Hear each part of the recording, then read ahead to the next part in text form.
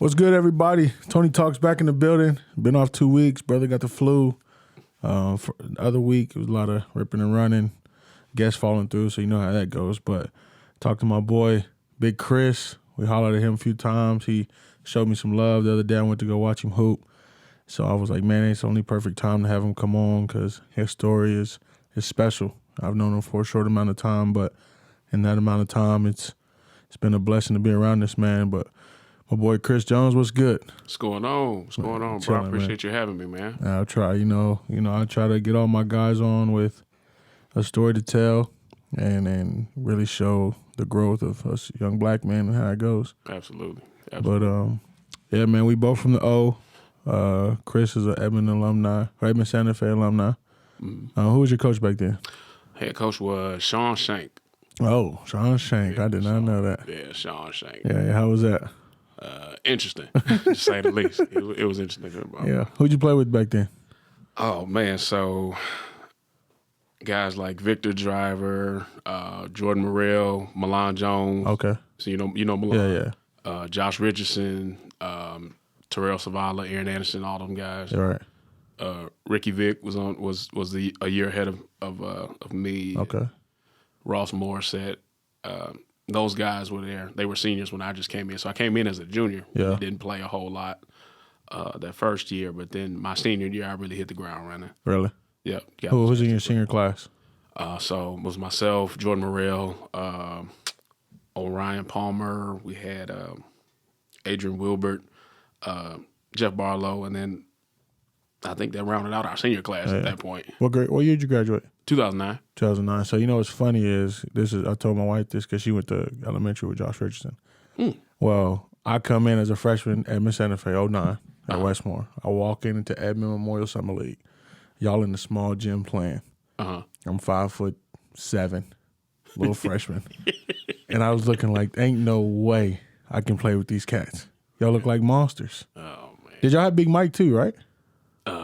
In 09. Yeah, we did. We did have Big Mike. Big Mike was a freshman. He was a monster. Huge. Mike was built like Charles Oakley at 15 years old. That's so facts. like he was already big, like crazy. That's crazy to think about, bro. Yes. I'm glad back then y'all wasn't in our conference. No. Yeah. So y'all stuck up, but in y'all's little conference. But how'd that season go? Season went well. At one point we were like number 5 in the state. Yeah. I think we finished in the quarterfinals. We lost to Tulsa Union. Okay. At a time when Tulsa Union wasn't like so skilled, but they were big. You Really? know what I mean? You got a couple 6'7" and 6'8", and then at the time they had Tracy Moore, who was a tight end for Oklahoma State. Wow. So he was in his senior year of basketball, and he was just a hellified athlete. I mean, and then really nothing you could sugarcoat with that. And I think for a team that nobody really knew what we could do, we made some noise. Really? Yep. That's what's up. My freshman year, which was Westmore in 09, we won 2 games. Wow. Yeah, it was rough. A lot of us freshmen played towards the end of the season because it was that bad. Dang. Yeah, so I'm just thankful we never seen y'all because I've been watching y'all like, yeah, this ain't for me. That right there is not for me. Yeah, it was a special time though. I mean, it's just especially with basketball kind of being 09 was just a time of like, if you knew who was hot like Xavier Henry and Daniel Orden, them guys got all the attention. JD, give Josh Davis some love. JD, shout out to JD. JD was definitely a factor in 09. Yeah. He was another guy, them athletes first guys, they got a lot of love, you know what I'm saying? Right. With me just being, like I'm saying, new in Oklahoma, I just really wanted to show that I can play with them guys. That's just, from that point on, that's just how I play. Just always you ain't got to respect how I play. You just got to know that I can play. No you doubt. Know what I'm saying? Yeah. That's just always been for me. Yeah, so you're born and raised where? So I was born in Benton Harbor, Michigan, which Okay. is about, I'll say, hour and a half from Chicago. Oh, really? So opposite side of the state from Detroit itself, about 3-hour drive. But small town, big and rich in basketball culture. Shout out to Benton Harbor. Great city to raise a family. Great city just to be around. Just culture itself, not necessarily just black culture, but just culture in general. home of Wilson Chandler. If you know who Wilson Chandler is, playing in the NBA. Yeah, Right. Wilson Chandler's from Ben Harbor. Many other great talents that came through there, but that's where I was born. I was there for 16 years, and then my brother, was here already. Yeah. He was at Oklahoma Christian, started a family, got married and everything, and then my parents were retired, so I was the last one of the bunch. Right. It was just time to move, so Yeah. he wanted to be closer to everybody else, so we all moved to Oklahoma, and when I got here, it was just really, you got to make it work. No you know doubt. what I mean? Just wasn't, like I said, Oklahoma wasn't my first choice. I mean, I only knew of Oklahoma maybe 2 or 3 other times in my life. Yeah. Really, you know what I'm saying? But it definitely blew my mind once I got here, just the camaraderie of just how much y'all not only love sports itself, but how much y'all love football. Oh yeah, man. My God. That's crazy. It's dude. like a religion here. It is. Football is, a bro. religion here for real. Like football make people mad more than anything in their life. Oh yeah, man. Let OU lose, it'll ruin a person's whole weekend. Whole week, they be mad. Bro, this is the first time I've ever seen tailgating for high school at its finest. Like, this is the first place, I will tell anybody, this is the first place where I've ever been to for a football game where they have sold turkey legs at the game. Kid you not. Man, Seeing the turkey leg about the size of your arm, you like, dog, what is this? My brother's like, yo, try it. Try It's it. a turkey leg. Yeah. It's fire. Straight fire. Tore it down. Oh, yeah. Yes, Absolutely. sir. Yeah, no, man, I didn't Oklahoma, I've been here my whole life, so it's just one thing. But when like I got a friend from Detroit, we talk sometimes, and he's like, it's just different here than back there. Oh, yeah. He's like, obviously every place is different, but he was like, here it's just y'all are just together, like it's just what it is type of thing. You find your groups pretty easy, you move around for the most part. But what was the biggest difference athletically from Michigan to here? The biggest thing I would say difference would be the fact of, like, I told somebody this the other day. I think that the kids in Michigan are, I would say they're more what you would call skilled as a whole. Yeah. Whereas Oklahoma kids are skilled, but they're bigger, Okay. if that makes sense. Really? Yeah, so this is the first place where I've seen your point guards are typically, like, this is the first time in high school I know I've seen where Xavier Henry was running the point guard. He's 6'6", 6'7", doubt. Yeah. 230 versus, not saying that it didn't happen in Michigan, but I hadn't seen that until I got here. Wow. You know what I mean? Like, the obvious differences were really just size. Yeah. So were you just flat out bigger than a lot of people you played at in Michigan, or was the big your height? Like that was y'all's big standard? It just depended on what school you were at. Okay. I just feel like in Michigan, just one side of the state, you have your pockets where it was just like dominant. You know what I mean? Like you just got like Ben Harbor, on one side, who always just kind of ran through the competition. Kalamazoo, where you go to the other side, where you got your Detroit schools and you got your Saginaw schools. Those schools, you know what I'm saying, where they mixed up size. You know what I'm saying? So it was just like you knew somebody from either one of those sides of the state was just going to just make it happen. Right. You know what I'm saying, size-wise. But, like, as far as it just all really depended on, like, what school you went to. You know what I'm saying? Yeah, So, facts. like, you can get a big my size. You can get a big, you have a 6'8", 6'9", big. It just all depends on what school you went to, really. That's crazy, man. So coming here, you go to Santa Fe that for junior year. It was probably kind of a shell shock at first. You really don't know nobody. You got to compete. No one knows you. I would never know what it felt to be a complete outsider and come into something brand new. And people been here, established, whatever, and you come in and basically, I'm assuming got it in as your senior year, got to be successful. Yeah. So coming in junior year was like, it was really, I came in, some guys knew I could play, just kind of over time, but those seniors, like a lot of those guys had been playing since they were sophomores. So they were kind of established already in that, kind of proving like what they're doing and what they've done to kind of get to that point. You even had a couple of them who were on there as freshmen. You know what I'm saying? And so Shank was kind of already setting those ways with, I'm going to rock with this kid or that kid. And cool. It's fine. My time, I knew my time was coming. Yeah. And it just needed, to be patient. You know what I'm saying? And I want to tell kids that today, just be patient. doubt, You know what I'm saying? And senior year came around and it was just like, now really, you really there's nobody behind you. Now you were that guy that was behind everybody else. Right. So now you're being thrown out into that fire. And that first game was an adjustment. Yeah. I will say that, but I know after that it was kind of just like once I got that confidence, it just started to click. Right. Everything started to kind of fold and started to, you know, who Chris Jones is today. You know what I'm saying? Facts. So then you have a good senior year. Y'all make a little decent run at it, you say. And then you go off to play 1 year at Southwestern Christian. Yep. You have the hoodie on now, you know, so you coach there now. Yep. So back then, you played that 1 year. You said you played with a couple guys, Coach Rollins, Yep. Coach Gamblin, Yep. and then Prince, and you named a few more.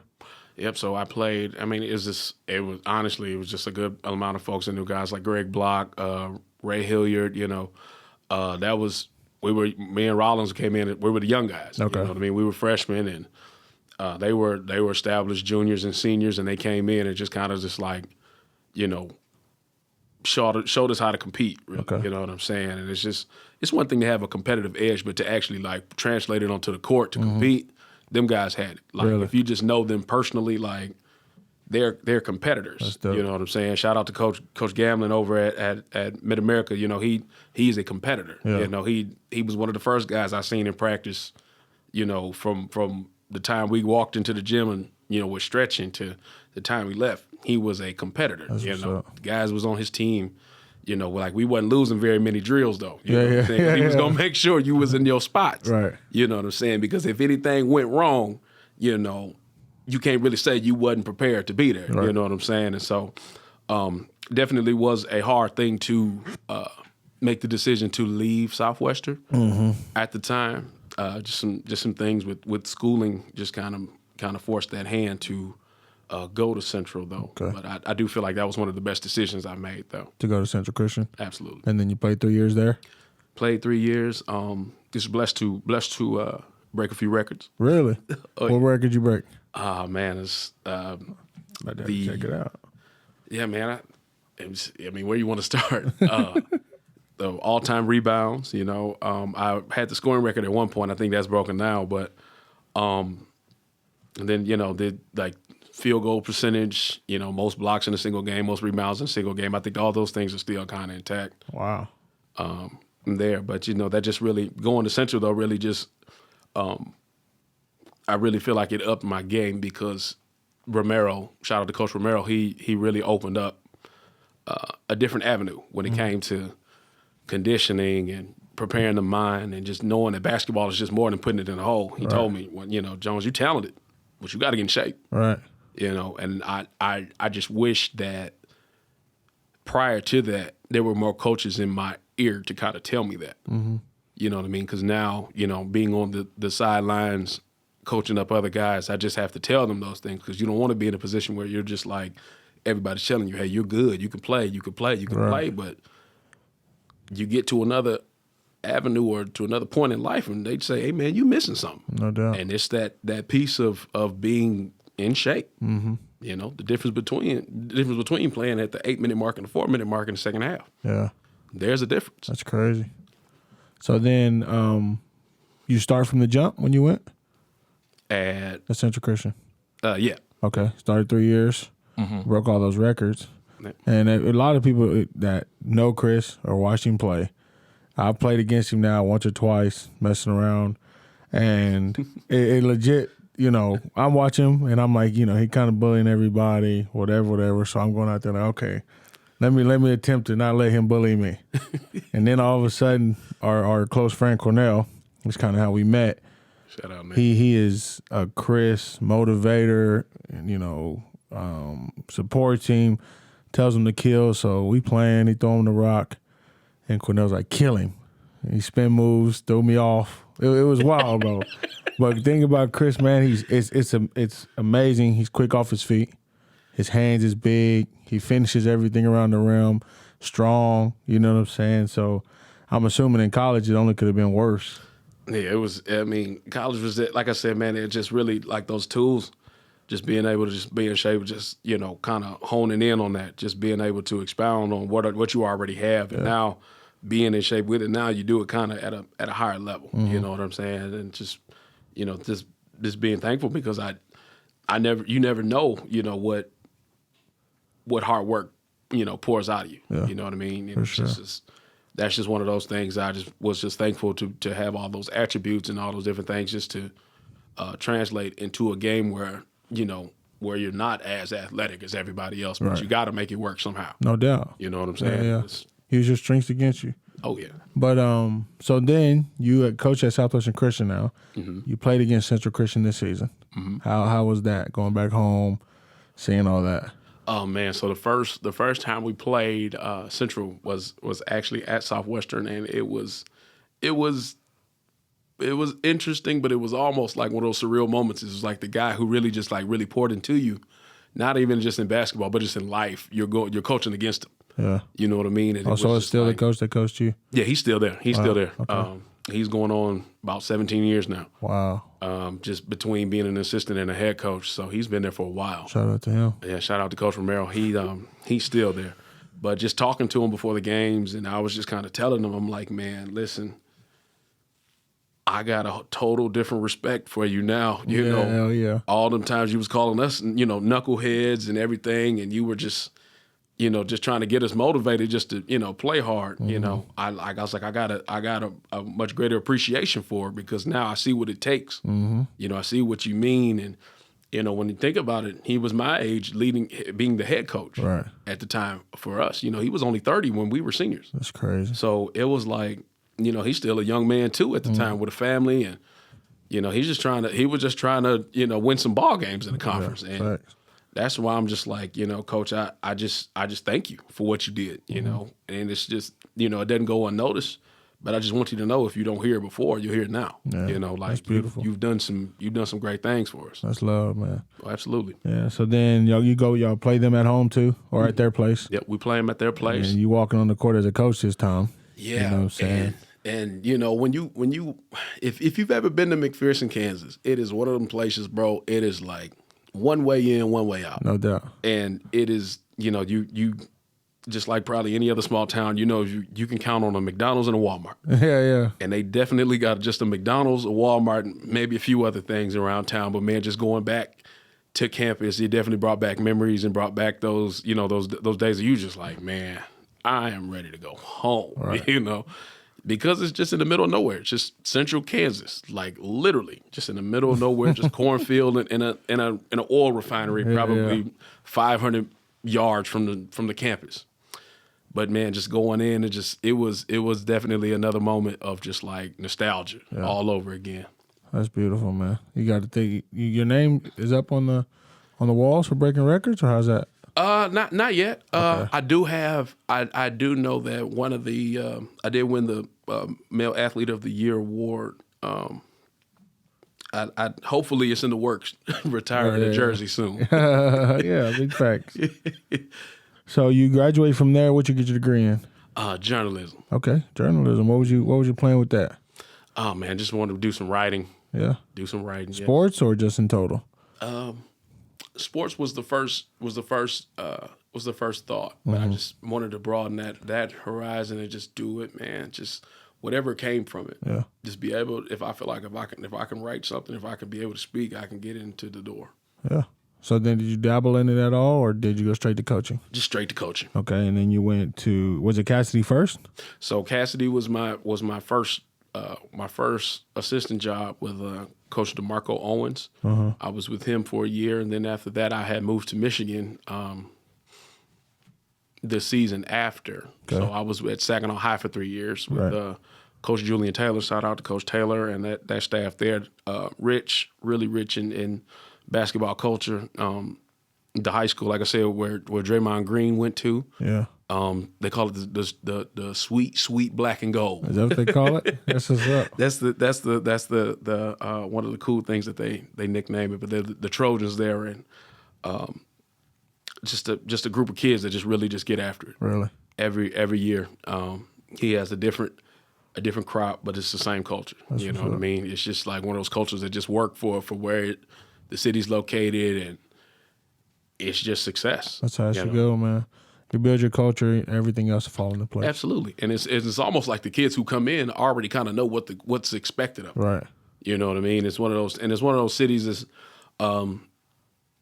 about 50, 60,000 people, but you know, it's just everybody's kind of like locked in. Like if you go to Saginaw High, this is how you gonna play. Right. You know, whatever Coach Taylor say goes. You know what I'm saying? Don't come home crying. This what's gonna happen. I love it. You know what I mean? And it's one of those beautiful things, man. They definitely show great love. I was able to go check him out this past few weeks ago. Oh yeah. I was up there visiting, and I was able to see him win another district. That's dope, man. So he has 7 district titles in 11 seasons. Wow. And not too many people can say That's that. dominating right there. Oh yeah. That's beautiful. Oh yeah. And they switched they've switched classes. So you know how here it's 6A on down to B. Yeah. In Michigan it goes from A B C D. And A B C D is A could be your 6 to 5A, 6 to 4A. Your B is more like your 3 to 2A. C. There's no specifics? No real specifics like that. Wow. Yeah. And so D just being your smallest school. Yeah. And that could be classified in anything. And they've switched classes. They went from A to B, and he's still winning districts. And it's still like, I feel like a great accomplishment. That's dope. So when you were there, you won a few? 1-2 when I was there. Okay. Yep. And then, so you said that's in the same side of Michigan where your school was that you went to high school? No. So Saginaw's it's on the other side, about an hour and some change north of Detroit. Okay. So it's closer to like, they call it the thumb area of Saginaw. So it's like north, like probably like mid-east Michigan, but it's an area where like 30 minutes from Flint. If you heard of Flint, Yeah. everybody's familiar with Flint. Yeah. 30 minutes from Flint, so Yeah. it's not too bad. So the Saginaw-Flint rivalry is still there, and that's always going to be there. I feel like. So did you reach out to him to get that spot, or did he reach out to you? How'd that transpire? Oh man, it's funny how it works. So my wife's my wife's grandmother, Darlene, she is a very vocal advocate for Saginaw Public Schools. Okay. she does everything for the kids, bro. It's been like since '79. Really? She's just been all for the kids, and she knew that I was into basketball, and she found out that we were moving to Saginaw at the time, and she was like, I'm gonna talk to Coach Taylor for you. This and the third, see if he can get you on the staff. And he could have very well been like, no, I'm full this year, but he showed love and was just like, hey man, it's good to good to have you on. Come check us out, see what you think. Wow. And from day one, I was able to just jump in with the guys, do drills, this and the third, and I was just like, he didn't have to do that. Right. So it really kick-started a whole lot of different things for me, And as I learned so much, and a lot of those things that I've learned from him, I still use to this day. That's beautiful, man. Shout out to him. Yeah, shout out to Coach Taylor, man. Yeah, so you brought up your wife. So when did you get married in between that? Were you married in between that? Yeah, so right before we moved to Saginaw, I had been married 6 months prior. So Okay. This was like early February 2014. We moved to Saginaw of August. Okay. Yep, of And August. you and your wife had been together how long before we that? were about a year and a half. Okay. Yep, And a year and a then got married, moved to Michigan. And then you said you went from Saginaw to John Glenn High School. Yep, and Saginaw. John Glenn is in Bay City. It's about 10 minutes from Saginaw. Okay. Was with my guy Torrey Jackson. Shout out to Torrey Jackson. He's a four-year starter over at Notre Dame. Oh, He's yeah. a point guard. Yeah, And go yeah. Irish. Yeah, go Irish. Oh yeah, he's a big Irish fan, man. It's just a good culture over at Notre Dame. I worked a few camps with him. It's been awesome. But he took over a program that really wasn't rich in winning tradition, if for lack of a better term. He came in, just kind of made something out of nothing, and I just wanted to be a part of that. Learned some things from him as well, and to this day, he and I stay in contact. One of my very close friends, and I'm just proud of what he's doing with his training and his mentorship with a lot of those guys in that mid-Michigan area as well. Dope. So in that 2 years, y'all turned it around? How'd it go? Yeah, so we were able to knock off a couple top 10 programs. Wow. Yeah, Get after it. in 2 years. And then you left. Yep. And then you came home? Yep, came back to Oklahoma, and What brought you back? really, honestly, what came back, man, it was just one of those things where it's just my parents are kind of getting up in age, and they were at a point to where they were just kind of asking, like, guys, come on back, kind of get a change of scenery, and it really, honestly, it was time, just kind of for in light of everything that was going on. And I had no clue of COVID, you know. But Yeah. I will say, you know, that I was glad to be here, you know, at that particular time. So once I got here, I was able to go check out Southwestern at a couple games. And the next season, you know, I was able to, you know, work out something with Coach Rollins and I almost have. Yeah. So you have how many children? So I have 2 children now. My son, Christopher, recently passed. Right. Yep. So my son, Christopher, recently Rest in peace passed. to him. I was at the funeral. It was beautiful. Absolutely. Your uncle did a phenomenal job. I told my wife, like, I've never been to an experience that was that blissful and that beautiful for the situation. And then you know, we've been boys, but I look across the way and to see you as a man, to be able to be emotional and you know, expressing, even your players were there. Yeah. You know, so we were all watching and listening and it was beautiful, you know. Cornell sitting right next to me crying as Gary tells stories about Chris. Yeah. You know, so he was your oldest? Yeah, Christopher's my oldest. Okay. And then sister. And then my daughter Aubrey is right underneath him, and then I have a year-old now. Okay. A 1-year-old now, Gianna. Okay. And so Chris was born right around where you were in your coaching stage. Chris was born right when I got like towards the end of my first season at Saginaw High. Okay. So then he comes. How was that, man? That was nerve-wracking, was it? Oh man, that first oh man, let me tell you, like if you've never experienced, you know, being in the room or just being around someone in childbirth, it's one of the most beautiful things that you'll be around. Yeah. Because not only do you get a chance to just like enjoy another life, but you also get a chance to just see like what you've created. Mm-hmm. You know what I mean? It's one of those things where you just kind of bring you to tears because you're just like, man, like this is me. You know what I mean? He's a mix of you and your wife, all into one. So you got them days where you like, yeah, you acting like your mama. Yeah. But you got them days where it's like, no, that's me. Yeah, that's me. You know what I'm saying? Facts. So it was one of those cool things, man. It's one of the things like I feel like you've got to be there to enjoy it. Okay. You've gotta be there to know the explanation, but also like love on the fruit, if that makes sense. Yeah, that makes sense. So you go, you have a newborn, you're coaching. Mm-hmm. Being a coach, newborn father, new husband, how did all that transpire? Did your wife make it easy on you? You know, because a lot of times with us coaches, we tend to luck out and get a pretty understanding, you know, independent, significant other that can handle a lot of that stuff so that we can chase our dreams or do what we do. Oh, absolutely. My wife was dope with it. Like, Yeah. she was better than what I thought. You know what I mean? Like, even if it was days where it was just like long, you know what I mean? Like, she really didn't just like say a whole lot, but if it became too much, she'll just be like, hey, I kind of need this or need that. Right. At that point, I'm like, cool, you know, because I know you're sacrificing so much for me to just even have this opportunity. Right.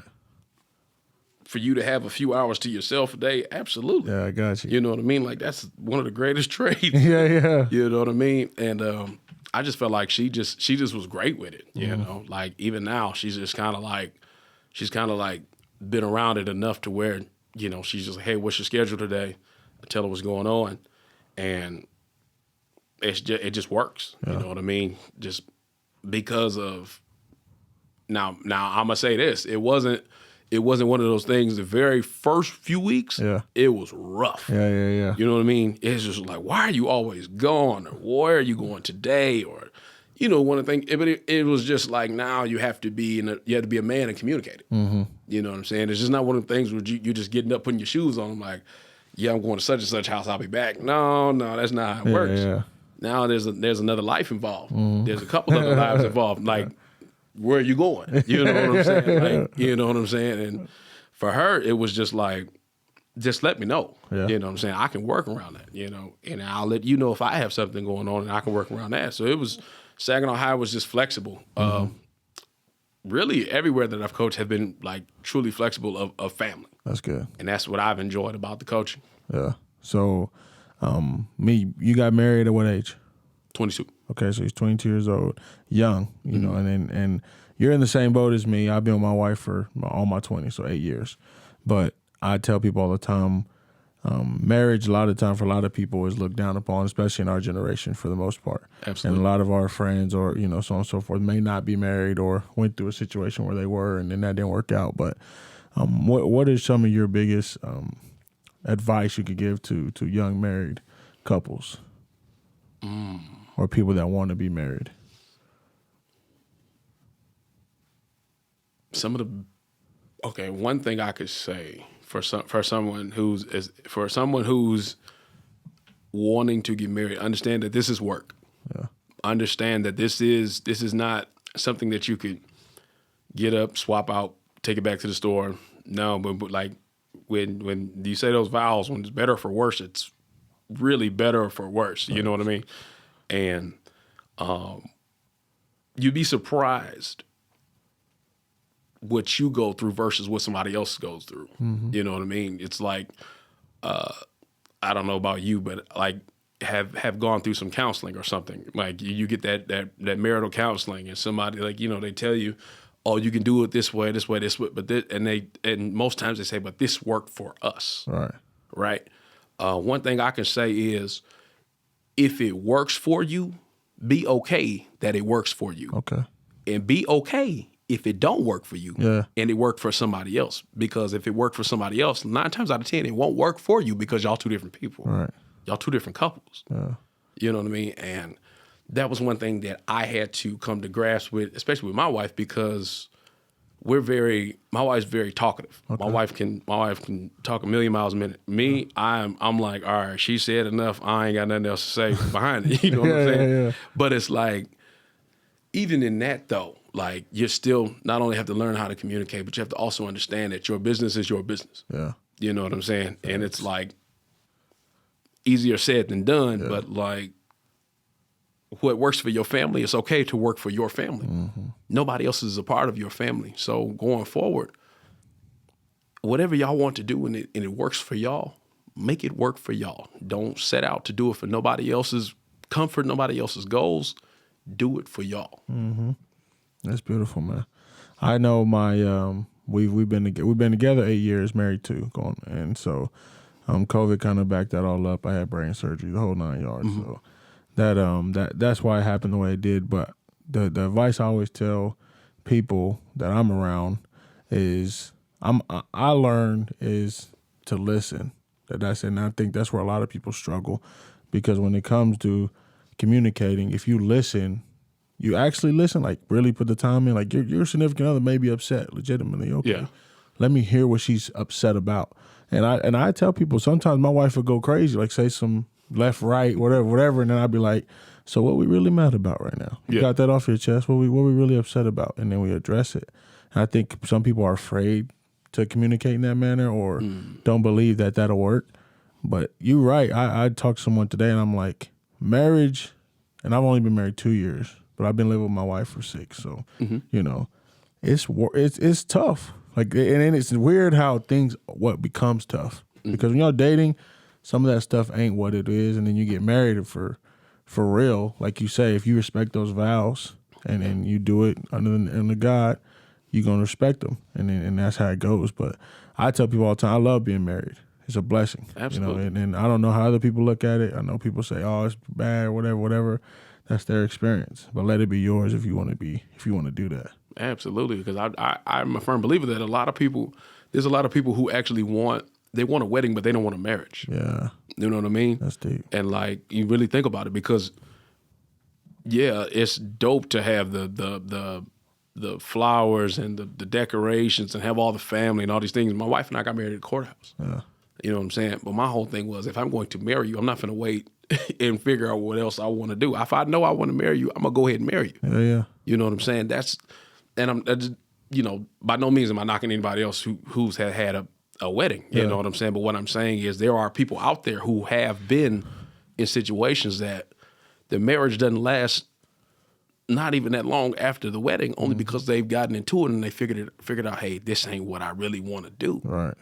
It's work. This is something that listen, you're not only responsible for yourself, but you're also responsible for her. She's responsible for you. And like love really challenges the character. Mm-hmm. It does. Yeah. It challenges the character, and it really shows like who's in your corner. Yeah. Truly. Yeah, because you've been through some different things than I've been through. And my brain surgery is what really stamped it for me, with my wife, because I was put in a predicament where it could be over with. Like that fast, it could be over with for Absolutely. me. And I had to make a decision that who's going to be my, the person that signs off for my stuff. You're a beneficiary. Yeah. Okay. And my mom's in the room. And I had to make that decision. I'm looking at them both like, okay, I trust this woman with my life. I live with her. It's you. Mom's mad, but people don't understand. I think a lot of young people worried about that a lot of times, what their parents feel, whatever. And you respect what they say. That's cool, but Absolutely. you make the decision for your family. Yes. And that's when it was like, after that, I'm like, yeah, she down for me for real. Yeah. Like I can't even move. You know what I mean? I can't even get up on my own, and she right there. And that's when people don't realize it could get ugly. And the person that love you is right there with you dealing with that ugly. You know what I'm saying? Like, with the experience we just talked about with little Chris. That's for a lot of couples, that's a dark place. And it's funny as you say that, because that was one of those things. I was talking to my wife maybe a few days after it happened, and she was just like, I just want you to know that I love you. And it's just, it's one of those times where you just kind of, you hear from your spouse all the time, and you just was like, I love you too, but I didn't think nothing of it. Yeah. Later, we circled back to the situation. She was just like, I know, I want you to know that, because there are couples who go through things like this, and it's like they get to a point of like, what now? Mm-hmm. You know what I'm saying? And I've never wanted to be at a point where my son just doesn't, if he's watching over us, he doesn't see his family together. You know what I mean? Mm-hmm. And funny story, the day that it happened was it was a Sunday morning. We're all leaving the hospital. We're all kind of like, saying our last goodbyes. We're all emotional. We get downstairs. So it's myself, my wife, and my two daughters. We're putting all our things in our car, and the nurse is downstairs. She's hugging us. She's crying and everything. And it was one of those things where it was just like, man, it's really happening. You know how those things set in. It's just kind of like, man, it's really happening. We get in the car, we're leaving, and I get halfway home, and my battery just shoots on my car, just poof. And I'm in the middle of 23rd, and I'm just like, man, God, like, dude, you just can't even let me like get home. Like, right. I just lost my son. Like, you ain't gonna show no love. You know what I'm saying? Yeah. And so we just sitting there, and I look over at my wife. She look over at me, and we just bust out laughing. Yeah. Like just cracking up. And we're in the middle of traffic. People are just honking at us, but we are cracking up and don't even care. Yeah. You know what I'm saying?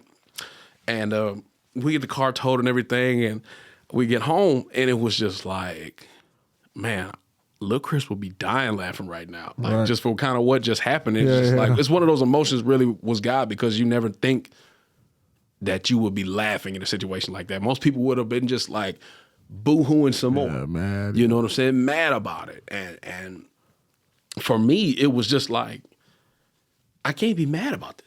You know what I'm saying? Like, this is really God showing me, like, dude, I'm still with y'all. Yeah. You know what I'm saying? Like, I'm still in the area. You know what I'm saying? Don't get it twisted. Just like how I brought little Chris back with me, I can change all this circumstance. Right. You know what I'm saying? Like, these things you take for granted, I can take that. No doubt. And it was just one of them things, bro. We sat in the hospital, and we were like, man, just we want to pray for a miracle. We're not like, I'll tell you now, Tony, bro, I've never prayed so much in my life in a week. Kid you not. Yeah. Like, I'm like as big as I am on the floor in the hospital praying. You know what I'm saying? Rightly so. And it's like, I'm sitting there praying for this miracle, the miracle. But like, bro, when I really sat back and looked at it, man, the miracle wasn't keeping my son around. The miracle was when we got the phone call the next day, my son's kidneys were a match for somebody else. Wow. You know what I'm saying? Like the miracle wasn't him being alive, but him living through somebody else. Somebody else had a chance to live through my son. And that was the most beautiful thing to me because it wasn't like, you know, he's not here. Yeah, we're going to miss his presence, but he's living through somebody else. Like, that's the whole purpose of us living every day, to be a vessel to somebody else. Why are we not happy about that? Right. You know what I'm saying? As hard as it was to even come to the decision of organ donating, you know what I'm saying? Because that can be a difficult thing that nobody talks about, but that's a topic for another day. It's one of them things, bro. I was just like, man, his that fast. He had died just Sunday. Right. This is Monday morning that he's a match for somebody else. Wow. You can't tell me, but that's what I'm saying. Like, you can't tell me what I can't, be here and not be a vessel. That's unbelievable, man. That's and what I heard about little Chris, that only tells another great story about him. Yep. And I, like, sitting next to Nell, he's laughing, as Gary's telling stories and all this, and I'm like, dude is just like his dad. Yeah. You know what I'm saying? He's hilarious.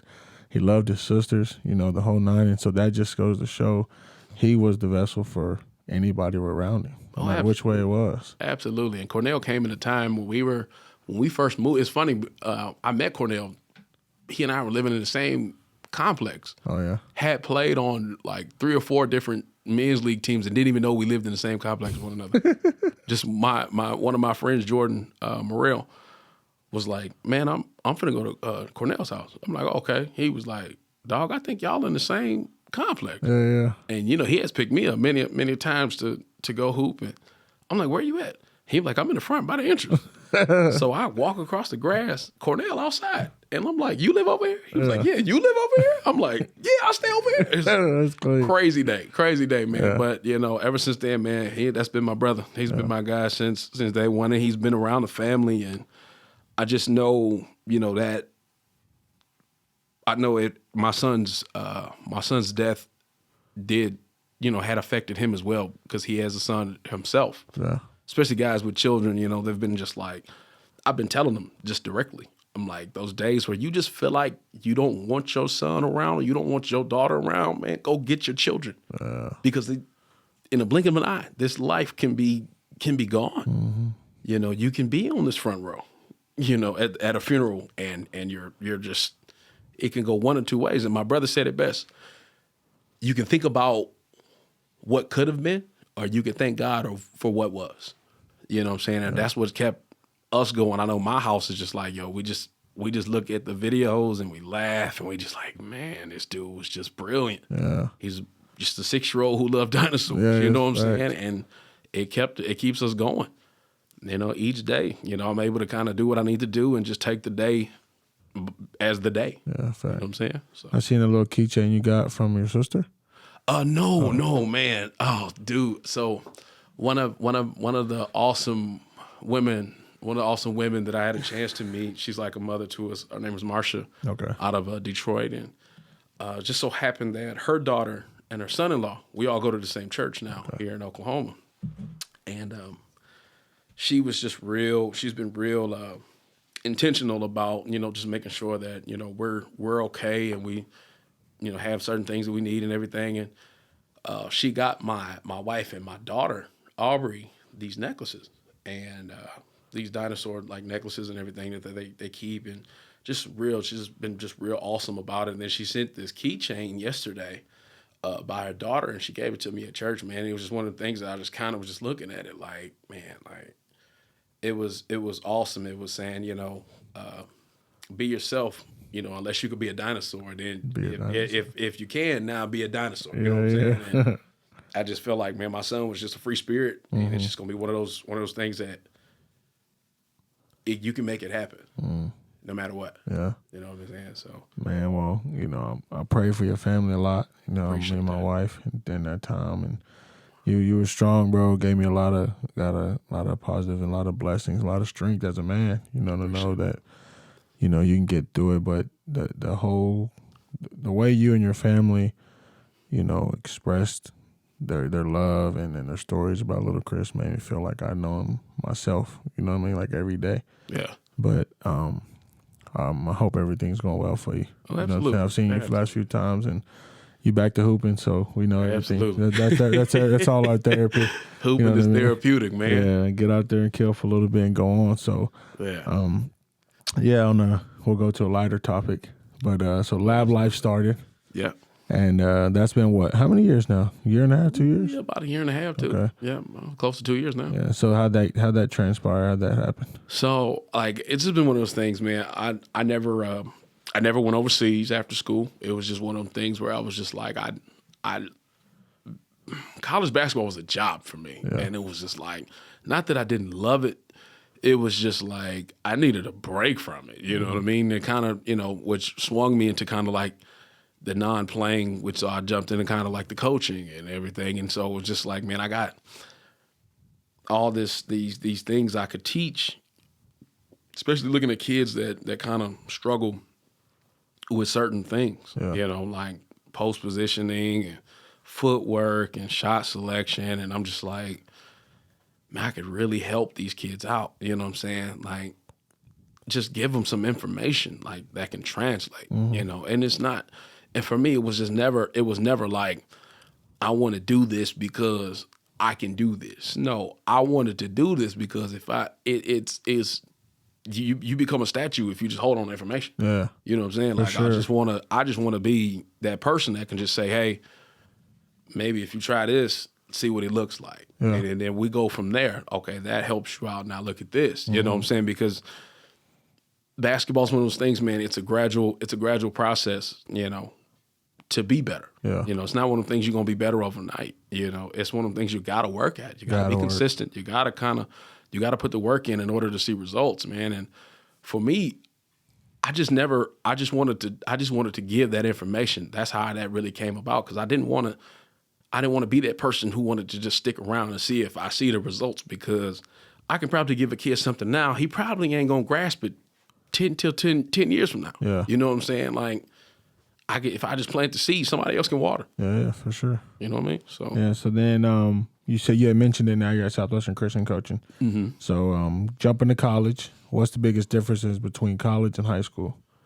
Oh man, just the fact that those guys are adults doing some of the craziest stuff. But no, I would say, man, now you're kind of dealing with guys at more of a physically mature standpoint. Mm-hmm. It's especially at the NAIA level. You get some guys that aren't 18, 19 years old. You're getting them at 24 and up. Yeah. Depending on their circumstance and just those different things, and just kind of. The only difference I would say between high school and that particular level is being able to reach them where they are. Because high school kid, I can tell you certain things, yada, yada, yada. You get up, go home to your parents. Right. And you're right back at it the next day. You know what I'm saying? You really don't have a choice. Where these guys, some of these guys live off campus. Some of these guys are paying their own bills. Some of these guys are doing their own things. And they're here to play basketball. And they're here for just that. Mm-hmm. You know what I'm saying? They're here to be better. They're here to go to the next level. It helps them to hear from somebody who's played already. Right.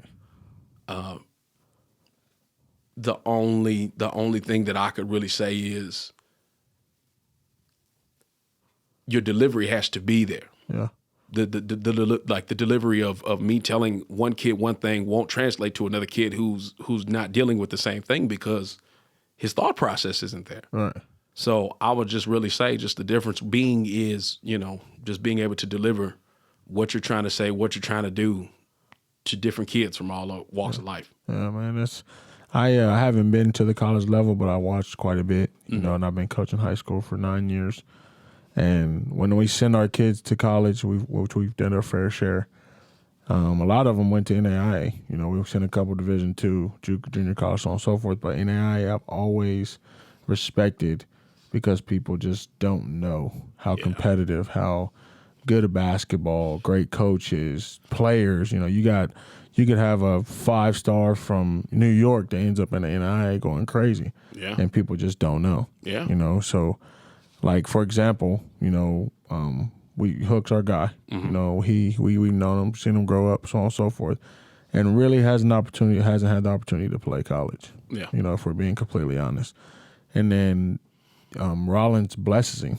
Yeah. You know, with the opportunity he was blessed with. I don't know if you heard that story, but he legitimately was like gonna go to the Air Force. You know what I mean? The whole thing or whatever, and goes and plays, and y'all had a pretty successful season for the most part. Y'all had a lot of pieces. It would seem like it meshed better than expected. But Rollins was there how many years before you got there? 2? He was there, yeah. So he was there 2 years before. Okay, and then you came. So who's all on staff? So we have, obviously, Rollins is our head coach. We have DeWitt Zapew, who's a second-year assistant. We have Adam Todd Thomas, second-year assistant, and then myself being first year. And do each one of you have your own specific roles, or how does that? How does he address practice? Well, yeah. So DeWitt does more like strength and conditioning, per se. He does more of like your you know, pregame stretching and, you know, the off-season conditioning, stuff like that. I do more like skills work. Adam's like our player operations, you know. A lot of the things that happen off the court, you know, with like hotels and stuff like that. And he's been doing really well at that. But we all kind of have a hand in everybody's kind of, you know, everybody's pot. Yeah. You know, at NAIA level, you got to kind of, you know, get it done. Right. You know, so. So for you guys, what was your toughest game you was in this year? Toughest game. Because I remember my favorite one was when y'all played USAO at home, I believe, or the last one against Panhandle. Okay, I wasn't. So the one at Panhandle here, that last one, I wasn't there. I was kind of dealing with the thing with my son. Yeah. So I would say for me, the toughest game for us as far as kind of getting it, like trying to get over that hump like that, I would say Panhandle at home. The first time when we played them at home. That was a nail biter to the end, right? It was a nail biter, but we jumped out early. We jumped out on them like 22-5, and this kid, Jalen Thomas, he just killed us in the mid-range. And, that game. Yeah. And it was just one of those things, man. It was like, no matter the adjustment, it was just like the ball was just finding a way in the hole for him that night. Yeah. And it was just one of the things you got to kind of almost tip your hat to it. You had to. Yeah, he wasn't missing. He just wasn't missing, you know, and like you said, at that level, you know, it's like you get those kids who come from D1 or D2 and they doesn't work out in their situation, but they go NAIA. It's not necessarily because NAIA is just like this step down. They just want to play. Yeah. You know what I mean? And a lot of them really just don't have that exposure or that opportunity to showcase their talent. They come NAIA and it works for them. Yeah. I mean, I feel like you got some of the best ball players at the NAIA level. Yeah.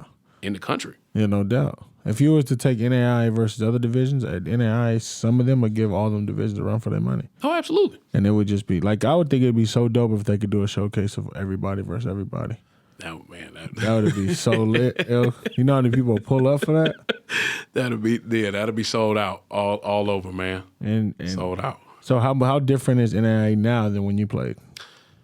Ooh, man, I feel like there's more athletic guys now than it was when I played. Okay. Honestly, I think as a whole we were more skilled. Right. That you just got more athletes now. I mean, you got more. It's more obvious to have a 6'8", 6'9", multiple on the same team. And we like look at us. We had 5 guys 6'6" and up. Yeah. You know what I'm saying? This past season alone, and you really didn't have that across the country like that. Right. You know what I'm saying? But you had your pockets where it was more prevalent now than it was, you know, when I played. Mm-hmm. So you were an All-American, right? Yeah. How many times? 3 times. 3-time All-American. Mm-hmm. Crazy.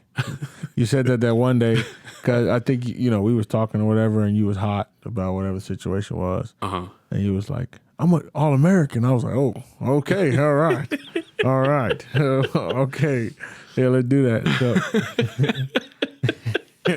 you remember that day? I remember that day, man. Because it's like, and it comes with coaching, man. Like, for sure. You get your moments where, like I said, you got guys now at the college level who just, you're showing them these things and you're telling them these things. And I'm like, man, hey, listen, I see what you're doing and I see how you're doing it.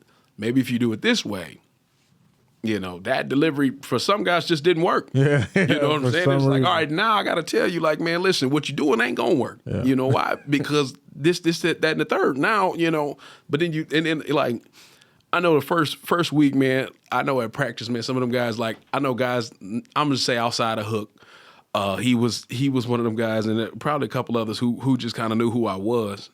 They were just looking at me like, man, who is this dude? You know what I'm saying? Like, what's going on? You know what I'm saying? And then after a while, start to warm up, but it's just like, man, listen, like, I've done this. Yeah. You know what I'm saying? Like, I know this. I know this part of basketball. I know rebounding. I know, scoring on the block. Like, I know all these things, man. But like, you're trying to get to where I've been already. Yeah. You know what I'm saying? Yeah. And that's just, I feel like part of the gig itself. You have your days of frustration. You just got to let them know where you've been already. Right. That's where you're trying to go. Yeah, no doubt. And I think sometimes kids get discouraged sometimes by a coach making that statement, but that's just the truth. And I just tell our players, like, he's just being honest with you. You want to win a state championship, JD been there. You know what I mean? No matter how, when it comes up, it might feel, he's say bragging, whatever, but he's been there. He's just trying to express to you how he got there. And whoever he played with, they're different, but at the end of the day, he's just trying to give you a few things to help you get there. That's it, and that's all. And I found myself, especially with this group of guys this past season, being a little more honest with them. It's everybody comes to college and everybody just expects to play. Yeah. But being college ball is a business. Like, guys know. Guys around the city, who's played college ball, they know it's a business.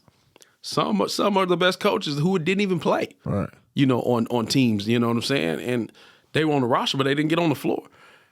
But you have to be honest with them. Like, hey, man, listen, like, you're just not gonna play, And you hate to say it like that, but it's the honest truth. Not because you don't have the goods, just because the guy who has the goods just like you is 6-7 inches taller. Yeah, he's more marketable right now for what we're trying to do. And it ain't. It's never one of the things like it's like no love lost, but it's the truth. Mm-hmm. So we're asking you to buy in a different way. Right. Be that guy that makes us better. In practice. Be that guy who's encouraging, because just like that opportunity comes, that opportunity can leave for that person in front of you. Now it's your turn up. Now what you gonna do? Right. You spent the last 6-7 months complaining. Now you got to rock. Yeah. You see know what you want to do. Just let's see what you got. You know what I'm saying? And I think sometimes, like, and I don't know if it's that way in college right now, but high school kids, you can almost be. You feel like you can be too honest with them, and they can't receive it in the manner where back in the day a coach could be honest with us on a real man-to-man level, and it was respected. Like, okay, I appreciate that. Even if I had some odds against it, but it was like, okay, I can hear you on that. Nowadays, you sometimes get a little push, get a little discouragement. Sometimes seems like kids get upset and fearful, and I'm like, That's not how that was supposed to go. No. I did not tell you that. You know what I'm saying? Like, that's not what I told you that for.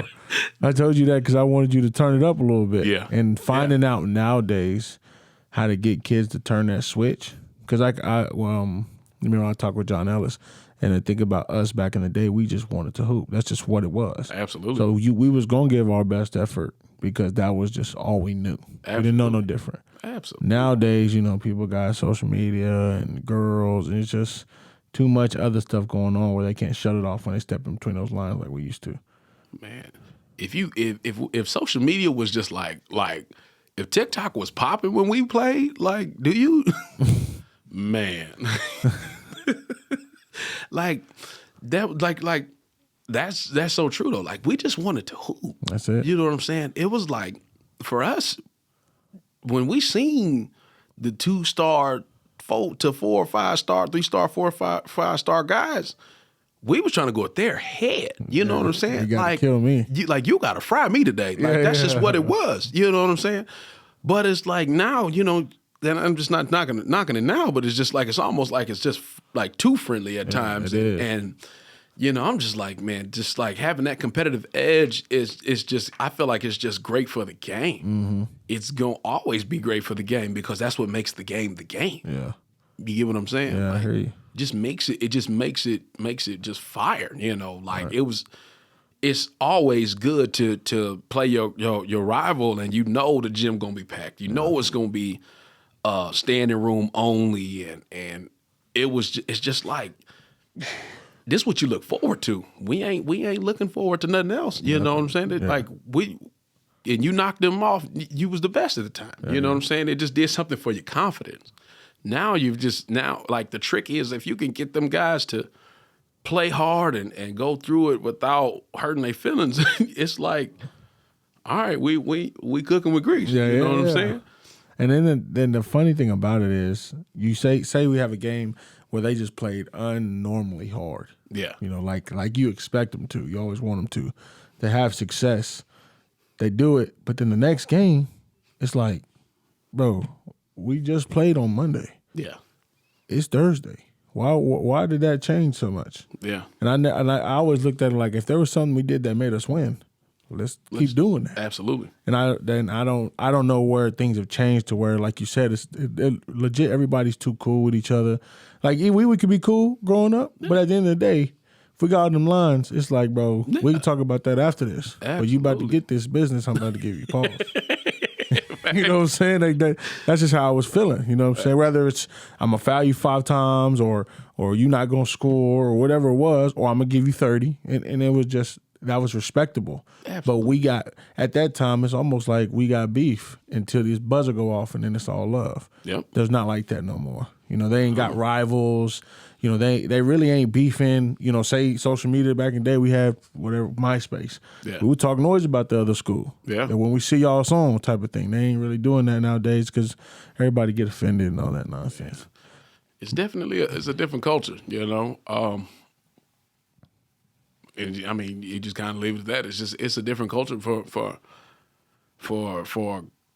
kids who it's almost like a microwave thing, you know. Like that's why I appreciate guys like John Ellis who do the things that they do with the kids, you know, with the training and with, you know, just being there for them. Yeah. You know what I'm saying? Because, you know, and if you know John is a fierce competitor. Mm-hmm. You know, just like I played against him and with him in many men's leagues. He is a fierce competitor, but he also expects the best out of his kids. Right. You know, but he's found the recipe to be able to relate to them where they are. Mm-hmm. You know what I'm saying? You got a lot of guys. You know, you look at college coaches. You know, you got like Coach K stepping down this year. You know. Roy Williams, you know, Coach K was one of those guys who didn't recruit the black kid with the frizzy hair and the taper and the arm tattoos, but that's over time. That's the ones who was getting you the wins. Yeah, yeah. You know what I'm saying? You look at you're looking at like how you know the coach from St. Peter's, you know, he's 40 and some change. You know what I'm saying? Like he's relating to the kids and. They make a major run in the NCAA tournament. Mm-hmm. You know, it's not one of them things, man. Like where you just rolling out the X's and O's anymore. You got to be able to have player relations in that resume. Yeah, like you've got to be able to make the kids go, or you got somebody on your staff that know how to make those kids go. Right. You know, and I just feel like that's why I feel like, you know, assistant coaches and everything like that are important. Yeah, it is. And our head coach always tells me I have a gift for connecting and relating with the kids. Mm-hmm. And it's funny because, you know, me being a big guy, the kids always give me crap, you know what I'm saying? Coach, you can't outshoot me. Coach, you can't beat me on ones, yada, yada, yada. And I'm like, I will lace these up and bust you. You know what I'm saying? They do the same thing to me. Yeah, and I'm like, no disrespect to you, you know what I'm saying? But that's the competitor in me. You can't just talk crazy to me, man. You know what I'm saying? But again, people, a lot of times, some of them don't have that vibe for the coaching part. Like as an assistant, you can have you do film well, you do X's and O's well, cool, but then you got another one that does player development well, and you know relations, helping with their grades, that whole 9 yards. And I think, which our head coach has done a good job for the duration I've been with him, of having the coaches around him that can make life easier. Absolutely. Because head coaches go through a lot of BS. I was telling somebody this the other day. Like the things they deal with outside the game is absolutely ridiculous. Absolutely. In my opinion. You know what I'm saying? Because I'm like, well, he's here to coach basketball. Yeah. You might hear Biddy teach, cool, but during this time we coach basketball. He ain't really got all the time to deal with all the other stuff. Yeah. And then y'all wonder why the man's stressed and all that type of stuff. Well, heck, assistants only do so much. But he make the call when it comes to emails and phone calls and parents and administration. It's just a lot, man. That's why I truly embrace being an assistant, because I don't know if that's a stress I want to put in my life. Yeah. You see what I'm saying? But if you aspire to be a head coach, I give you all praise. Go do your thing. Yeah. You know what I'm saying? I'm keeping my hair for as long as I can.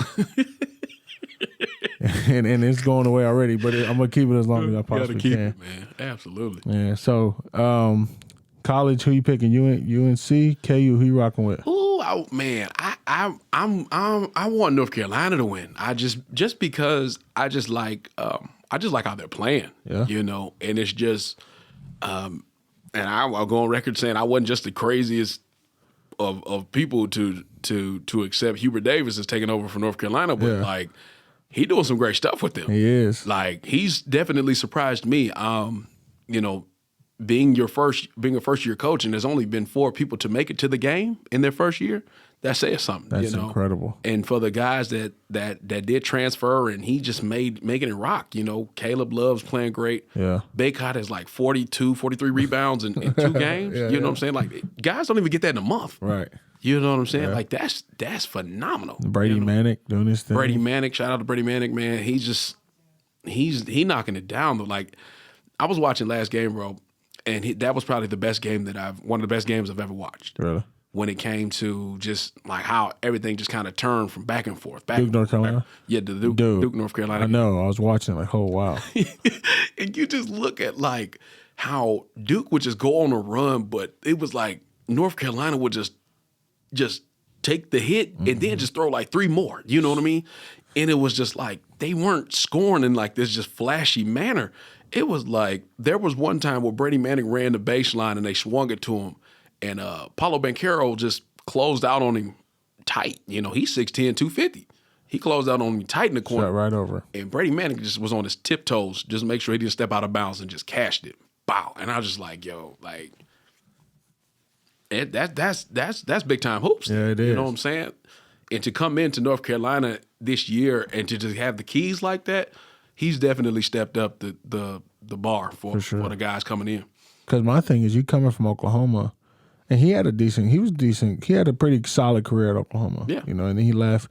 And at all places, I'm like, North Carolina? Like, for me, it didn't make sense. I'm like, okay. But then again, I forgot they got a new coach. You know, the system was going to be different. And then throughout the year, you know, JD, a big UNC fan. So throughout the year, it's like, yo, these cats is pretty solid. Yeah. You know, Brady doing his thing. You got a shooter. He can get inside, do all that. But the thing I love the most about this March Madness, and it's just my opinion, is the competitiveness throughout the tournament was beautiful. Absolutely. So, you know, especially with like North Carolina being an 8, you know, all these teams, St. Peter's going on their run, you know, upsets. It just felt like college basketball was competitive a lot like high school was for Oklahoma this year, where no one was just better than nobody else. Whoever played the best was going to win. Yeah. And that's where I feel like college basketball was this year. So every week you watching the games, like every game seemed to be pretty good. Oh, yeah. Not, you know, it was blowouts here and there, but at the end of the day, it was like, dude, these games is nice. Oh, yeah. And you know, just watching it, like when I seen that first night, when I seen St. Peter's knock off Kentucky. Yeah. Man, I was messing with one of our assistant coaches because his bracket was just set. He was just like, yeah, my bracket is gonna be great going forward. And I'm like, yeah, St. Peter's gonna knock off Kentucky. Watch. He's like, don't say that. Don't say that. Yeah. And we're sitting in the gym, and man, they wound up winning by 6. Man, he was so hurt. Man, I was just sitting there. I'm like, man, that's just a great feel. Like, do you know? That's when you knew March Madness was finna be March Madness. You know what I'm saying? That first night, it was just like, it just made me think about them years ago when Duke lost to Mercer that first round. Yeah. I don't know if y'all remember that. That was my goodness. What was the shooter that was on that team? Oh man, Wasn't Shabazz? What was his name? On Duke?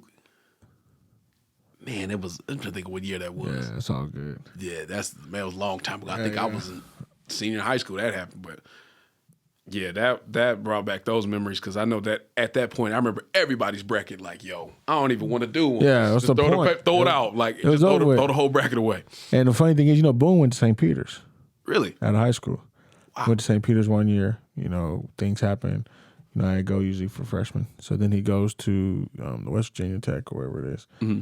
But so I called him, FaceTime him, like, hey, St. Peter's about to get this dub, whatever. He's like, man, they about to get killed, yada, yada, yada. I'm like, bro, this is March Madness. The madness is the perfect word, my man. Yep. So they get to playing, and I text him probably in the second half. I'm like, hey, yo, what's going on with St. Peter's? He's like, all of a sudden, we about to do it. We about to do it. I'm like, yeah, bro, I told you, son. Yeah. But the way Coach, man, and I respect Coach so much because he's extremely humble. Yes. Extremely grateful, and just got some kids that was slept on, overlooked, that just wanted to hoop. Yeah. And that's a lot like how we grew up. You're just going to get out there and compete no matter the size, no matter the stars, no matter the height, none of that. Let's just see if you can beat us. And they really, really gave whoever they wanted the business here. I mean, obviously for the last game. But I shout out to them for sure. But I'm going Rock Chalk Jayhawk. That's what I'm rocking with. Big 12 stand up. You know what I'm saying? Bill Seth from Edmond. I'm trying to make it happen. You know what I'm saying? Oh man. Yeah, my mom was real close with you. Remember Jared Giddens? Yeah, I remember. Yeah, my mom was real close with his moms growing up. Oh, okay. And that's where he went before he went to New Mexico, whatever. Wow. But I've been a fan ever since then. Yeah, Kansas is playing well, man. I don't know. There's just something about Kansas, man. It just they get it done, and it's one of the things where you just like, I really ain't crazy about it, but I'm just like, I gotta respect it. You got to, because they get it done. Yeah, it's not pretty at all. It's not pretty. And like I said, whatever roster he has, he finds a way, to get him prepared and get him done. You know what I'm saying? Because I would in no way, shape, or form would have bet my last dollar that they would have beat Villanova. Yeah. Like, just because I know Villanova, their preparation, the way that they play, they're always ready for the Final Four. Yeah. Like, they're just, years past, they're just always ready. Yeah. But Bill Self had guys that come to life that, like McCormick had like 25. He good for about 6, 8 throughout the season. And then you have 25 on one of the biggest stages of your career, man. Like, that says something. He had a ton of potential, too. He just didn't. That's just one of those things. He was another one that was really, really high in rankings there. Yeah. And he got to Kansas, and it really humbled him. Yeah. You had to come in playing behind Embiid and Azubuike. You know what I'm saying? Like, wait your time. You had to wait. Like you said, wait your time, and then when that time comes, be ready. Yep. Yeah, man. So there's that. That's about to end college, and then y'all season just ended. So y'all about to get on the recruiting trail, I'm assuming. Yeah. Yep. Right now, just looking at guys, looking at trying to bring in some bigs and just really just make a solid run because I think with the pieces that we have coming back, I think we're really slated to be a great 4 or 5 finishing team in conference. Okay. I think we can finish in that top 5 definitely out of the 12 and the second is, it's really one of those conferences. I think the SAC is probably one of the best in the country. Yeah. As far as schools and talent, you know what I'm saying? Because you got those schools like SAGU that are Texas Wesleyan, those teams that just stay consistent. You know what I mean? As far as, finishing, and I just feel like we got an opportunity to just create a culture that just that shakes everything up. Yeah. You know what I mean? And the time is now, try to get that prepared and go do something you ain't never done before to have something you ain't never had. So Biggs, if you're listening, they're looking for bigs. Absolutely. Talked to him and one of his players. They definitely need some bigs. They're losing I'm assuming Benjamin's gone. Yep. So losing him, they're gonna need bigs. So reach out to them, and even if you want an opportunity, man, the staff is young, energetic. They had a lot of success this season. So Southwestern Christian's definitely getting turned around. There for a while, people was like, that ain't the place to be. You know what I mean? But now they got it together. And so going to recruiting show, how often do y'all recruit high school kids? Is it hard, as they say, because of the transfer portal, if we're being completely honest? I'm probably at the D1 level maybe, but for us it's this. I feel like this is the prime place for them. Okay, because they can come in and play right away. I mean, but also too, a lot of success come from those guys that were previously at a D1 or at a D2. You know what I'm saying? That experience helps a lot of these teams in conference. Yeah, it helps build their staff. It helps their roster rather, and it helps build those cultures that they expect. Like you've got some schools that recruit the same style of kids, right? Only because that's what they know that works. You know what I mean? Yeah. And if it fits for us, we definitely take it. Okay. Well, man, NBA, who's your team? Oh man, who's your player? What's the gist here? Because you know how to group. Oh, you back in the group message, right? No. Okay, we took you back out. Yeah, I ain't been in the group message in a minute. During the season, I've been locked in, man. But I opened my text the other day. I had 150 messages. Yeah, we're not looking for it. Yeah. At all. No, but I really don't have like a squad like that. But the one team that I do enjoy watching is Phoenix. Yeah. It's been Phoenix because I like Devin Booker. I like Chris Paul. But it's like I like how Chris Paul makes all these different people around him just better. Yeah. You know what I mean? Like I can't tell you like just what it is. When he came to Oklahoma City, nobody really expected them to be just that fourth seed in the West. Yeah. You know what I'm saying? But he led by example. I just like how he leads by example. Yeah. Like, that's just me, but he makes them all play. Like even if you're a role player, he helps you relish in that role. Mm-hmm. You know what I mean? And Phoenix is definitely one of them teams I can see making a major push in Milwaukee. Yeah. I like Milwaukee. Man, I can't stand watching them. It's just boring for me. Really? They play boring. Chris Middleton play boring. Antetokounmpo, he's just I don't even want to get started on him.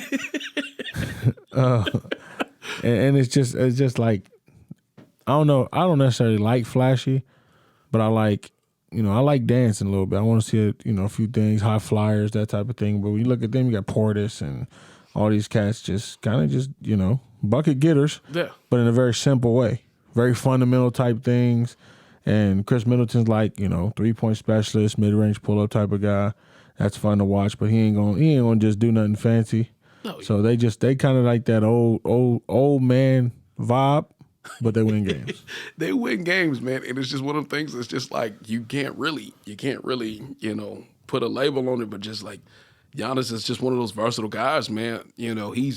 He could be one night, he could be that guy that's gonna hit you the game winner, but he can also be that guy that's gonna give you the game winning block. Yeah. You know what I mean? It's just like he does so many different things, and you haven't seen anybody like that since Shaq. Yeah. You know what I'm saying? Like just a physical dominant presence all across the board, all around the rim. Yeah.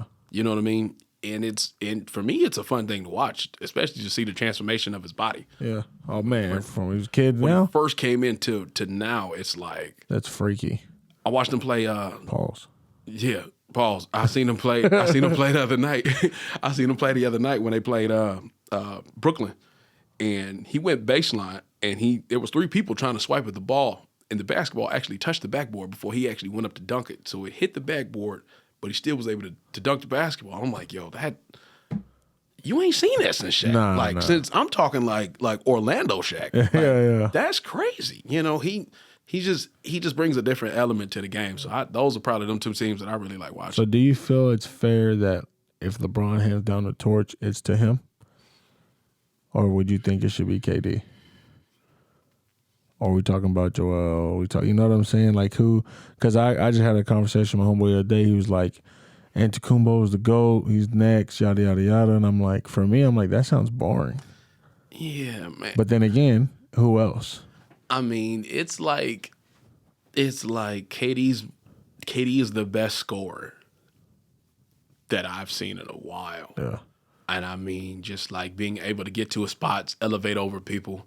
he's shooting over 2 and 3 people at 6'11", 7 feet. You know what I'm saying? Like he is a great scorer. Yeah. But Giannis does so many other things that KD doesn't. Mm-hmm. You know what I'm saying? Which you Create can kind of you can rebound, defend, all that. You can look at, and then you look at LeBron. LeBron scores the basketball, but LeBron does so many other things for different people. You know, he's defending, blocking shots, he's getting passing lanes, you know what I'm saying, setting up for other people, you know, high assist numbers. It's just, I mean, I feel like me personally, I feel like it would make sense, but I don't think right away. Yeah. I feel like Giannis, I think if you're saying like a year or two from now, absolutely. But if we're talking tomorrow, I don't think so. So Steph, I feel like he always gets left out the equation, but he's the greatest shooter we've ever seen anybody. So are we skipping him too? You know what I'm saying? Because I'm like, right now we got that group. We got the group with, you know, that age frame in the 30s. Yeah. KD, Steph, LeBron, Clay. You know what I'm saying? Then you got 20s, which I think Bradley Beal's still in there. Devin Booker. John Morant, Devin Booker, Trae Young, Antetokounmpo, Joel Embiid. So like for me, my thing is like I was telling somebody my last time we did the sports pod, we're transitioning into the new kids. Yeah. And I don't know if I'm ready to see that without LeBron. Emotionally, I don't know if I'm ready for that. It had to be like when Jordan quit, like you got to go watch everybody else. Yeah. Is it going to be as exciting? Yeah, I mean, really, but I mean, even with Jordan, we had that transition into Kobe for that smaller period of time. You know what I'm saying? So you had that glimpse of what's it going to be like next. Even with and then Kobe, then you had that glimpse of Bron. So you kind of see what that glimpse is going to be like next. It's almost like you almost outgrowing your childhood. You know what I'm saying? Yeah. Like especially now with him up in age and shout out to him to still be leading the league in scoring at his age. You know what I'm saying? Yeah. Like, but that's just one of the things. Like I feel like I don't even want to think about it till I got to cross that bridge because it's just one of the things, man. It's just like when you've talked basketball, you've had them in the equation, you've had them in the conversation, you've had them, you know, in your mind of just what you want to do, how you want to do it. Like I even look at like Melo, who's up in age too. You know what I'm saying? It's just like the game's gonna be different without him too. Yeah, CP3. CP, like it's crazy, bro. Oh man, we ain't got too many more years if you really think about it. Not too many. So for me, I'm just cherishing the moments, man, because those was our, you know, they started when 17 years. I mean, we was young teenagers. You know what I'm saying? Enjoying everything as it come. Rest in peace to Kobe. But absolutely, it's just it's basketball for me. Probably for you, it's just been the biggest blessing in my life. You know, I don't have children yet. You know, and my wife's my wife, but when basketball came before her. You know what I'm saying? Basketball made me who I am today. And I'm super thankful for it and appreciative for it because who knows what life would have been like without the game. Absolutely. You know what I'm saying? Absolutely. Amazing what you think, what a basketball can do for someone's life. Change it. That little bitty thing. You see what I'm saying? Yes. And it's crazy. I think about the times growing up, my dad like, hey, you frustrated, go in there, shoot the ball in the air. Lay on the bed, shoot the ball in the air. Just little things like that kids I don't think do nowadays. You know what I'm saying? They go to their phone or whatever situation may be, but yeah, man, I'm gonna touch on this last couple things before we get out of here. But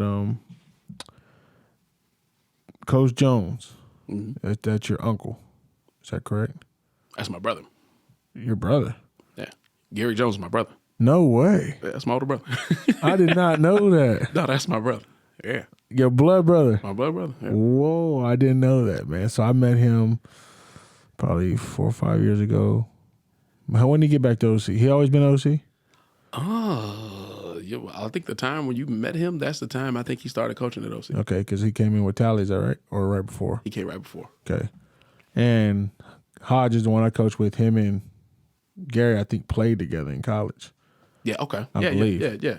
And so they just got stories and hilarious. So, you know, he straight up say, like, Gary one of the funniest dudes on the planet Earth. Oh, yeah. No doubt about it. And so, like, when I see him, he laugh, he joke, whatever. So, how was it? Y'all grew up together? Was he here? Were you know? So he's a bit older than I am. He's 8 years older. Right. So kind of when I was getting getting into who I am as a person, he was on his way out, heading to school and everything. And when he played, so he got here to OC and he was playing and everything. I was like middle school age, you know what I'm saying? Oh, so that's the brother that moved here. Yeah. Yeah. And then y'all came. And then we all came. Yep. Oh, wow. I did not know that. That's interesting. Yep. Okay. Yep. Go ahead, do you think? So he was here and, you know, did his thing here and made his mark, and it's just one of the places, you know, like he's well respected in Oklahoma, and it's just dope to be a part of that. Yeah. You know what I'm saying? Especially, you know, it's funny that when I tell people that's my brother, they're like, dude, no, not at all. I'm like, I'm so serious. That's wild. You hear what I said, Uncle, son? Like people had no clue. Nothing. Like they have no clue. And then it's like when they see us together, or if I'm explaining it to them, and it's just like, that's your brother? I'm like, yeah. Yeah. Hey, mama and daddy. Like, absolutely. You know, but no, he's man, just shout out to him, man. He's a dope dude, man. Yeah. So he preaches at y'all's church? Yep. Okay, and that is the Eastside Church of Christ. Eastside Church of Christ. And first time I'd been there, you know, when it was beautiful. It was nice. But I never heard, and I got baptized 3 years ago. Okay. Okay, and so me and my wife, she went to CHA, Christian Heritage Academy, so she's through and through. But I never been to a sermon like he even had. Mm-hmm. I told my wife, like, I don't think I've ever comprehended like I did that day. Absolutely. You know what I'm saying? And so for him, I seen you had posted a Facebook post about him a while back. Yeah. And basically, like, you know, he's your big, you know, mentor, big brother, that whole thing. Mm-hmm. So in church, has he been that for you as well? Oh, absolutely. He's been our pastor for about, so since November. What is it now? April. So he's going close to 5 months now. Mm-hmm. You know, so he took over from my dad. My dad had been in the ministry itself for about 46 years. Wow. So he was at Eastside for about 15. Just kind of that transition of age and everything like that. It was just a good time for my brother to kind of take over. And so he comes in, you know, a fresh guy, you know, at the time he's 38, 39 years old, and he's able to relate to so many people because prior to that he was the lead worship minister there and for 17 years. Wow. So everyone knew who he was. Yeah. So it was just a cool thing to have him transition from one spot to another, you know, one leadership role to another leadership role, and just kind of pick up where he left off. And it's just got some great things rolling, man. Like, if you're ever in the area, you should come check us out. For sure. I told my wife we got to go. You got to go check it out sometime. Oh, yeah. But, so I always do this at the end. You know, if there's 3 things you would want to give a young man advice, life, basketball, whatever situation may be, what would you do if it was your young self? 3 things. What would you say?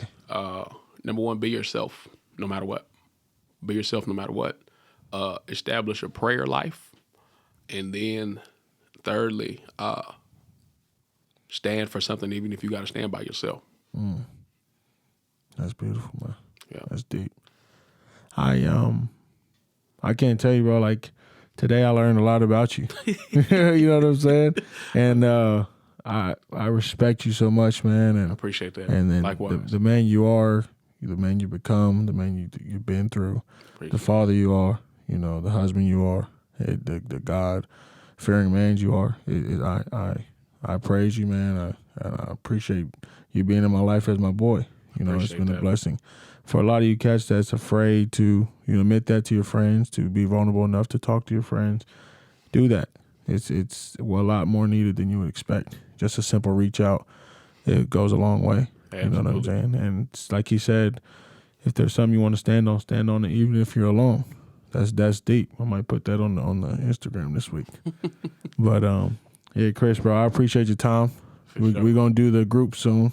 Oh yeah. And we're gonna have that debate, that crazy wild nonsense. We got to. Yeah, my brother said he got 6 mics, so we're gonna get it set up and rock and roll. That's gonna get jumping. Yeah. So yeah, but all right, man, we're gonna get out of here. About an hour and a half. It was great.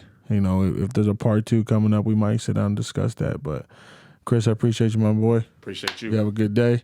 You do the same. Tony Talks, we out of here.